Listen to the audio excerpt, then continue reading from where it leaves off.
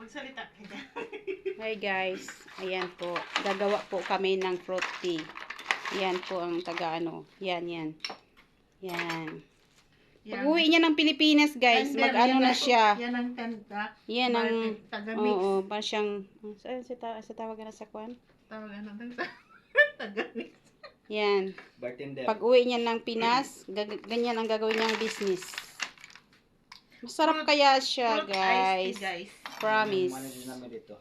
Yan. Ito, tea ha. Yan, Instructor. tea. Yan.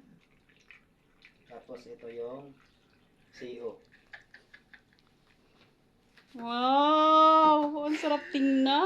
Ay, kalami. Yan lang, Sarap niya guys. tingnan, no?